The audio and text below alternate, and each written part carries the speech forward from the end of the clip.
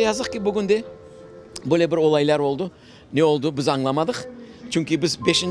Mayıs'ta toplanmak gerekirdi Karasu Bazar'da ve bu sene komisya adına düşken onların kitaplarının analizini yapacak edik ve bu sene sayılacak edik fond mükafatının laureatlarını.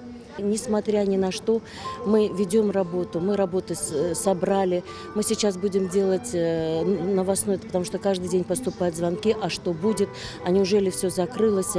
Ничего пока не закрылось, все идет своим чередом, работы приняты. И я думаю, недалек тот день, когда мы вынесем все-таки вердикт вот тем поступившим работам и проведем это на том же достойном уровне, как это мы делали каждый год вместе с Ресульбеем. Bu başta bir bizim Kırım Tatar edebiyatına, medeniyetine, sanatına urulgan bir balta dep sayam ben. Onun için herhalde adaletli insanlar olsa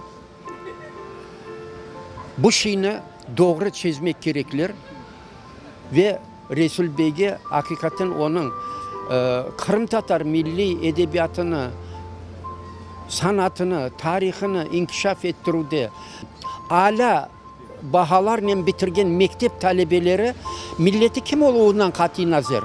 Kırım Tatarı mı, Rus mu, Yahudi mi, kim olsa olsun onlara стипендия бере her yıl. Я занимаюсь военной историей. Я знаю военную деятельность его отца, его дядю Джамиля Гавиляева. Он в последнее время при жизни входил в Совет ветеранов 51-й армии. Это боевые офицеры, которые имели большое количество боевых наград, награжденные орденом Боевого Красного Знамени. Это семья, где и родители очень порядочные, очень смелые, очень мужественные люди. И родня вся такая, весь род такой.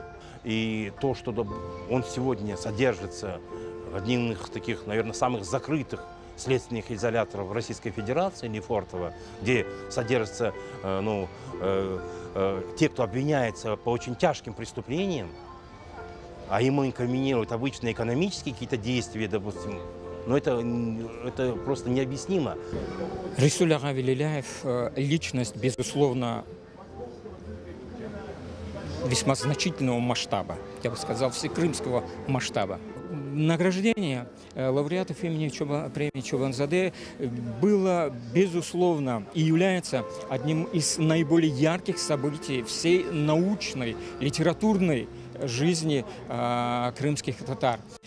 Почему? Потому что есть как бы мероприятие государством, которое организуется. У них больше возможностей. В данном случае речь идет просто о частном лице, который своими усилиями, своими финансами, он делает праздник. И все это происходило благодаря ему, его энергии, благодаря его таланту как бизнесмена, благодаря его просто безграничного патриотизма, любви к крымско-татарской культуре, к ее языку, литературе, любви к его городу, в котором он живет, и которому он столько много принес, для которого он так много сделал.